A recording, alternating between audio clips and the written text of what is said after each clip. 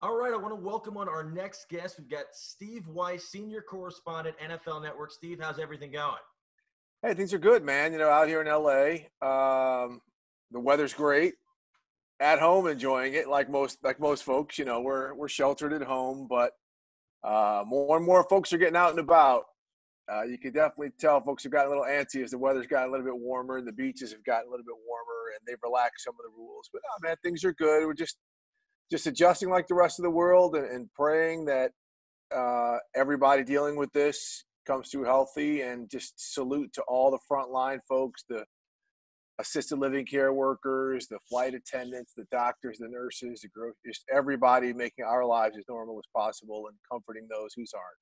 Absolutely. I think they're so underappreciated, and hopefully after this, like they take a stand. Maybe some of them say, "Hey, like we, we deserve a little bit more respect than we've been giving," and hopefully, just like even just teachers, like what they're having to go through now. I think Right. a lot of I think it's incredible. And I think teachers have always been underappreciated, and now they're like, "Oh, wait a minute, you want me to teach him trigonometry? Oh, no, no, no. This guy, I think he can do. I think they do the best job." Yeah, but it's just a wild world we're living in. Did you have any big Memorial Day weekend plans that just kind of aren't going to happen now? Well, as far as Memorial Day weekend, I was actually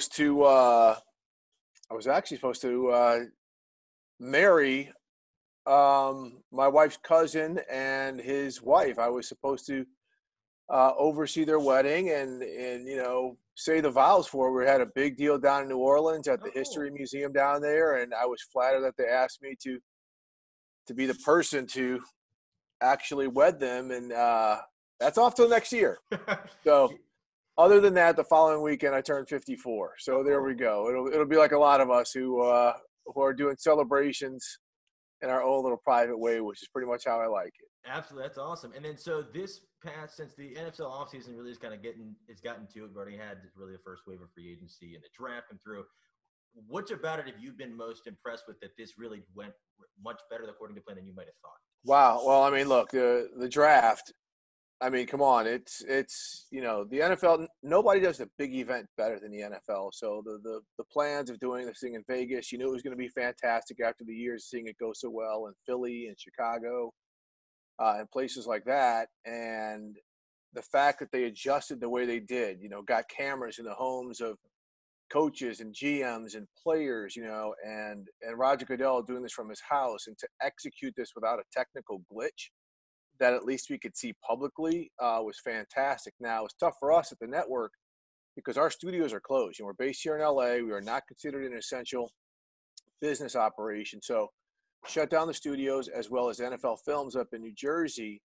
So ESPN, which up in Connecticut is considered an essential news agency, they ran the draft. We had a couple of our people on there, but people like myself and Omar Ruiz and Jane Slater, Kim Jones, a lot of our folks normally involved in the draft, we were kind of on the sidelines. And so that part of it was kind of like, but otherwise, the fact that the league was able to pull that off the way it did, free agency, that kind of goes like it normally goes. Yeah. That kind of went the way it normally went. And the schedule release was fantastic. But just look, the NFL caught a break that it's not missing games like every other major sport. And so the fact that they're kind of handling this the way they have has really been a very solid effort. Absolutely. And speaking of the draft, I know you went out and spent some time in Hawaii with Tua Tagovailoa. Tungo Vailoa. Let Tungo it Vailoa. roll off the tongue. Tungo Vailoa. Isn't that short for something? I think it's like it's an abbreviation of something much longer. Tua is abbreviated. Now I'm not going there, but Tungo Vailoa is the actual last name. And then, so how was that like? Because that was before everything happened, like all the different kind of shutdowns. What was that like? Yeah, well, I met Tua a couple of years ago at an event and have met, and I know I'm on the Polynesian Football Hall of Oh, Fame cool. selection committee, and so I know a lot of the people who are around Tua and his family, and so I've met the family throughout the process, and so January was actually like the Wednesday before the NFC Championship game. Flew out to Honolulu, spent 30 hours there, interviewing Tua, his family, spending some time with him at some of the events surrounding the Polynesian Football Hall of Fame, and then flew back to cover the game. Wow. But yeah, but we've kept in touch since then, and just the whole process what that guy's gone through, and kind of resisted the urge to do more, but stayed on the prescribed sense of rehab, allowed him to come back the way he has and to come back healthy. But just meeting him and his family, just such wonderful people, just, they care about others before themselves, which is why he is so beloved by his teammates at Alabama, because he wanted to make sure everybody else was good before he was. And I mean, just what he's going to bring to South Florida off the field and in that locker room as an ambassador is going to be just as important and just as special as what he's going to bring on the field. So do you do like that fit more than some of the other prospective locations other prospective teams that were looking at him? Yeah, I mean, part of it is, one, he's going to a team that's going to grow with him. That is a young team. They're not quite there yet, but also getting Chan Gailey in as the offensive coordinator. People said, "Oh, Chan Gailey's old, blah blah blah." Chan Gailey, he's been running RPOs since the '90s. I mean, I remember him at Georgia Tech when he had a quarterback named Reggie Ball who could run it, things like this. He's worked with some quarterbacks, including Ryan Fitzpatrick, before on how to run this offense. So I think it's a more perfect fit. Had he gone to the Chargers, like, that team is stocked and ready to win now, and the pressure to play to a right away, moving into that new stadium with the Chargers being the second team in LA, I think would have been significantly greater than it will be in Miami to get him on the field. He's eventually going to play some point his rookie year, but maybe not week one. So I do think, all things considered, this is the right spot for him. Although with the Chargers, boy, he would have been – you talk about a splash acquisition in this market, that would have been huge as well. Yeah, absolutely. I think like having a guy like Ryan Fitzpatrick to kind of learn from, I don't think there's maybe like a better mentor as a starting quarterback. Well, Tyrod Taylor would have been fantastic as well with the Chargers. I mean, he's done it. Both guys have been in the situation before. They could not be better pros in how they've handled the situation. So either way, in terms of a quarterback room, he would have been in safe hands. Do you think Mike Gesicki is going to get a lot more buzz this year than he has in the past few with Tua? He really stepped up last year, because there was a lot of people like, what is Gesicki? What is he? What is, and last year, the way their offense finally came around, once they got their personnel in order, and once they kind of figured out that Ryan Fitzpatrick was going to be the guy and not Josh Rosen, he really emerged as a Devontae Parker. We knew Devontae Parker had the talent, but man, I mean, he put together that season, earned him an extension, and we'll see how he continues to grow. But I think, again, that's that young nucleus that I was talking about. They still got a ways to go, but with some of the offensive linemen they drafted to make sure that they protect Tua, they're all, if they can all stay healthy and they can all afford them once Tua's second contract kicks in, the Dolphins might be a team to reckon with. Absolutely. And I know with Gesicki, I remember a couple of years ago, I got some tickets to a Maryland Penn State game with Saquon's last year. And I'm like, this is going to be amazing. Can't believe I'm going to see this guy. And we only stayed for the first half because it was like 40-0. But Saquon didn't really do anything. And I'm like, who's this tight end? Like, this guy's got something. And as soon as I saw him kind of fall to the Dolphins a couple of years ago, I'm like, this guy, I have to keep your eye on this guy. And I think just that offense, especially, you get Preston Williams, who was fantastic before he went down. Devontae Parker, a lot of people have been saying, what's going on with him? He finally broke out last year. I think they're going to be an exciting team to watch, and you get a great coaching staff. I think there's a great system around him, but I think that's going to be a good nucleus for the future. And for the first time in 2 decades, that division's up for grabs. Absolutely. So yeah, I mean, that's going to be a fun division to watch. Absolutely. And then last year we saw the Ravens kind of come out of nowhere and just take the league by storm. Who do you think for this upcoming season, who will be that team? First off, I don't know if the Ravens came out of nowhere, because everyone around the league is like, they're always going to be a tough out, but the way they emerged was fantastic. So who could that team be this year? That's a great question. Could it be the Colts with Phillip Rivers? I mean, they're built. They're ready to rock and roll. So they're definitely a team to keep an eye on. Again, in a division that really, I think the Houston Texans weakened themselves by trading away DeAndre Hopkins.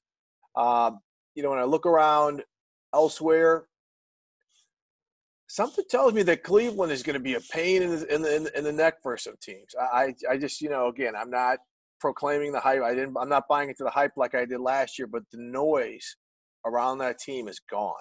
You haven't heard it. So, there's another team, and out west, I'm intrigued to see if John Gruden can finally put it together with the Raiders. That is going to be a tough division. I think Denver's going to be a lot better. It's a shame that they don't have an offseason where a guy like Drew Lock can get things together with Jerry Jeudy and some of the talent that they acquired. But I'm just really, the Raiders have been steadily building, and now it's time for them to pop. So is this when Derek Carr is going to prove himself, or is this when they decide to move on? So, those are the couple of the teams that I'm looking at. But, I mean, the Colts are definitely, to me, a team that could emerge. I don't know if that would be a surprise, but we saw Tennessee do it last year out of that division. I think it could be the Colts this year. Yeah, the Colts. I think a lot of people are sleeping on them. The line, fantastic O line. You got Phil Rivers. You got Jonathan Taylor from Wisconsin. They got Pittman from USC, right? Yep. So Yeah, they got Pittman. And, it's funny with all these great receivers that came out in this draft, like living here in LA and watching a lot of SC games, I'm like, all but about 2 games, he was the best player on the field every game. Like, he took over games. Like, why isn't anybody talking about Michael Pittman? He ran a good 40 time. The guy's like 6'5". There were a couple games where they just double and triple teamed him and took him away. But, I mean, that's a huge, huge get. But, again, like a lot of these rookies, not having the on-field work in the offseason is going to be a setback. So it might take him 8 or 9 games before he really starts making the impact that he's capable of making. Absolutely, yeah. It's gonna be a wild, wild season. And then flipping over to basketball, I assume you've been catching up with the Last Dance. Not really much else Oh, on. yeah. So what's caught your eye that you're like, I can't believe this happened?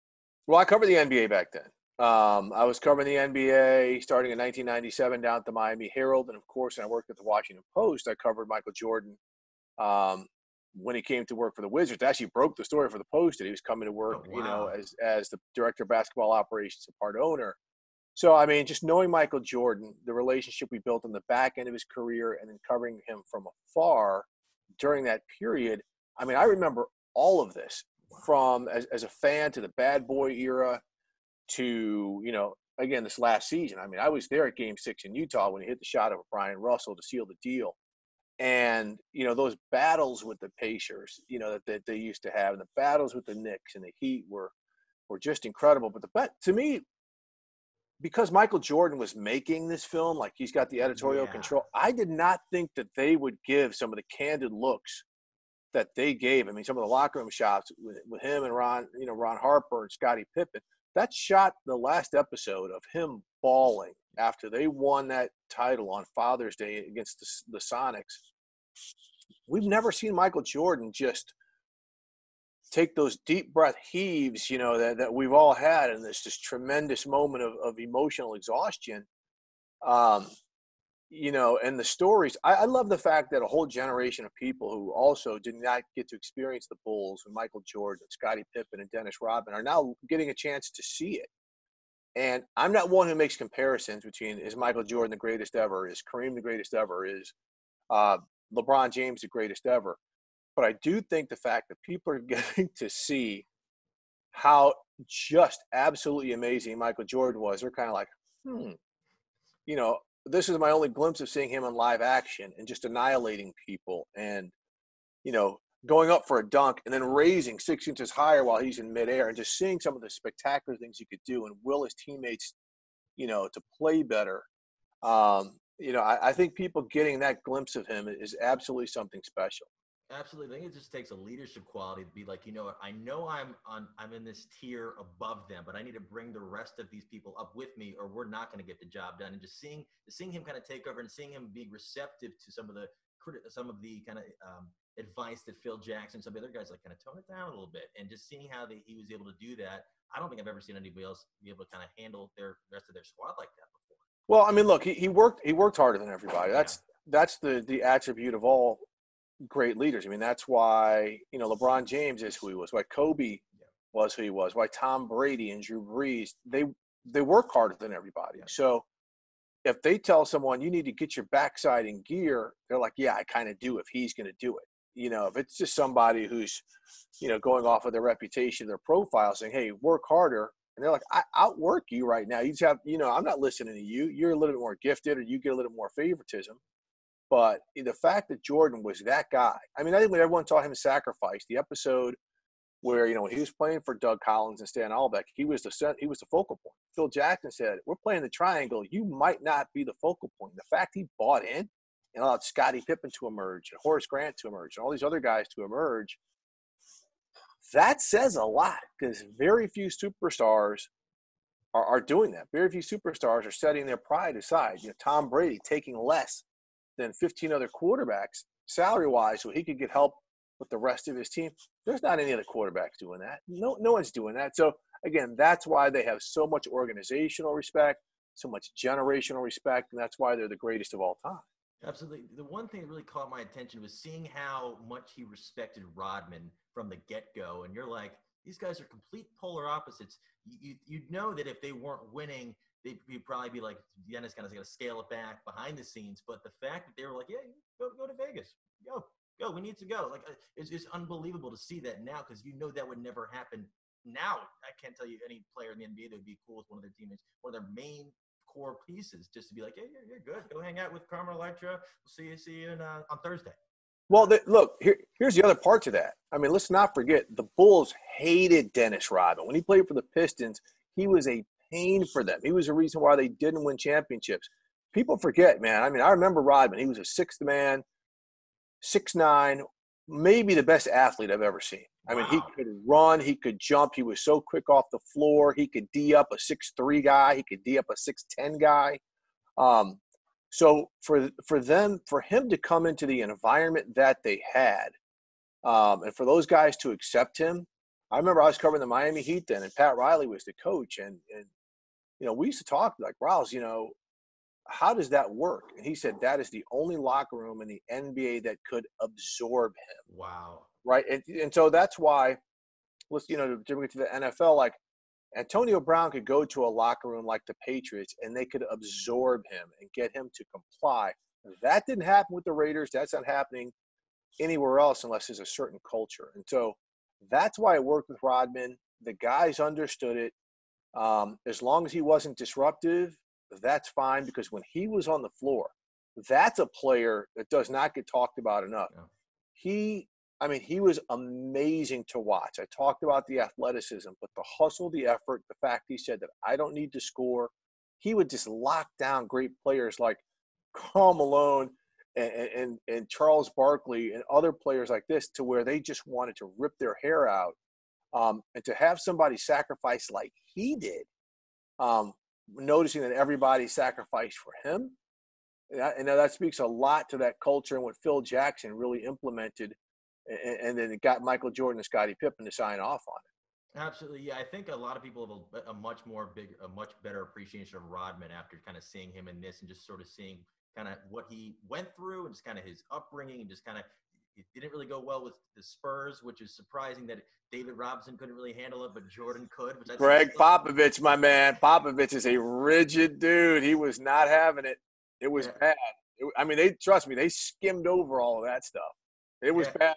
Time. It was not a pleasant experience for him or for the Spurs. And then speaking of the Pistons, one thing I kind of caught that I really didn't see anybody else mentioning, you saw they kind of showed his kind of spat that still looks like it's going on to this day with Isaiah Thomas.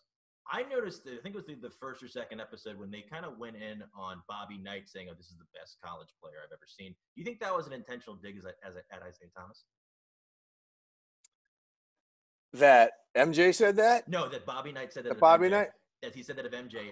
Do you think that was? No, I don't think that was a dig at Isaiah Thomas. I mean, Isaiah Thomas won a national championship for Bobby Knight. I mean, I just think Bobby Knight is brutally honest. Yeah. I mean, Isaiah Thomas was a great player, and to me, he doesn't get enough credit as one of the best players ever in NBA history. Now, part of it is because his personality and the way he's rubbed so many people, even post-career, the wrong way. I happen to get along with Zeke.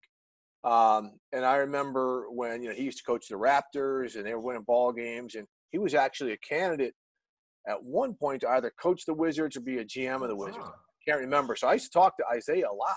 And then, when Michael came in to be the head of basketball ops, Zeke would call me and, hey, tell Michael he can't run a basketball team from Chicago, because Michael has spent a lot of time in Chicago and not in D.C. all the time. He left Wes Unseld, who was still the general manager, to oversee the day-to-day operations. And there was a lot of stuff going on that Michael didn't have. So Zeke would call me like, I tell Michael, he needs to be in D.C. to watch this stuff.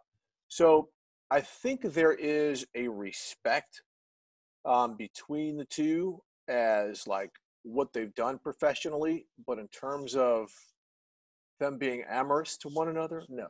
Never was. Clearly never will be, and that is what it is. Absolutely. And then so we have one more weekend left at the Last Dance. Are you looking forward to seeing Karl Malone as much as I am? Just to see, I can't wait to just hear his side interviews. I think he's one of those fascinating players in NBA history that really doesn't get talked about as much as he should. Yeah, I just remember, I mean, he was such a great player, but I just remember Rodman just – and it was funny because, like, him and Rodman were like two WWE guys. They were two wrestling guys. And I think each of them actually made appearances in the ring, kind of like a Rob Wow. Gronkowski is. And so when they got to play each other, Rodman was so in his chest.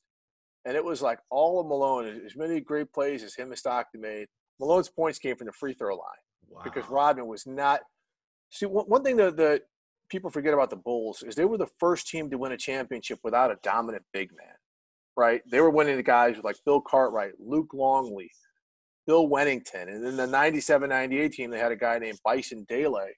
I believe it was University of Maryland guy who went by Brian Williams, I believe, before he changed his name. It was a hell of a talent.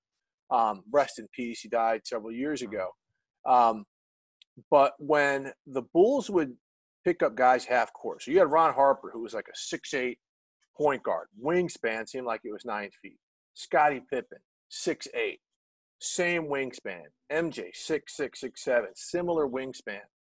The dragnet they formed for opposing guards to get the ball across half court. I mean, other teams could not get into their play until there was maybe 7 or 8 seconds left on the shot clock. So if it was not a transition type game, then the Bulls were locking you down up front. That's why, one thing people that's not talked about when you look at the Last Dance, look at the scores of these games. Yeah. They are rarely in the hundreds No. because they used to stifle teams. We talk about how exciting they were and this and that defensively, and then you had Rodman on the backside, and then whichever big man they rotated through. I mean, it was just incredible how athletic and long and swarming they were, especially with their perimeter defense. Absolutely. And then speaking of the current slate of sports, if you were to bet which sport you think tries to come back first, which one would you say? Oh, well, I mean, we're seeing Major League Baseball and the NBA come back. I think it'll just because the sheer number of people, it'll take baseball a little bit longer than the NBA. So Interesting. I think the NBA will be the first one to try to come back again. They're both in conversations to get back into stadiums and to get guys in shape and to get them ready. So, but I think the NBA, just because of the way their natural calendar is, and if they can have something, maybe a tournament, a playoff tournament in July and August, that would kind of be something that they would watch. But I mean, they've got they've got 15 players, 3 or 4 coaches. The staff is not nearly the size as it is for Major League Baseball or for the NHL, or definitely not the NFL. Their arenas, 18 to 20,000 seat arenas, again, much smaller than a Major League ballpark or even an MLS soccer park. And definitely, again, we're talking about a football stadium. So I think that will be kind of the test professional sport that will start first, see how it works with no fans maybe, and then, a certain number of fans. And everyone's really going to pay attention to that part. Absolutely. Well, absolutely. Well, this has been awesome. I wanted to just thank you again so much for taking the time. And how can people find you on social media if they don't already follow you? Yeah, man. This last name, WYCHE 89, White89 on Twitter and Instagram. My Facebook is pretty personal, but I do have a work page as well. So you can find me, all over the place. But I appreciate the time chatting it up like this. This is great just to talk a lot of NBA because those are some of the most fun days I had in my career. And thank you again for really checking in and asking me to do this. Absolutely, man. It's been awesome. And then just wanted to remind everybody, so we're donating all the proceeds to Feeding America. You can find all the links under all the social posts. If you can give back, it's great. If you can't, just enjoy. You're just trying to make a little bit of a difference if we can. I know it's a very difficult time for a lot of people. Just wanted to kind of just get that in there. But this has been awesome, man. Just thank you so much again. And I'm looking forward to just kind of everything sort of restoring back to normal. Kind of just, I think football is going to be like, when it hits, it's going to be like, all right, we're getting there. Right. Yeah. We're all waiting, man. We're all keeping our fingers crossed that we can find a cure, or at least some reasonable measures to manage it, and we can all get back to life the best way possible.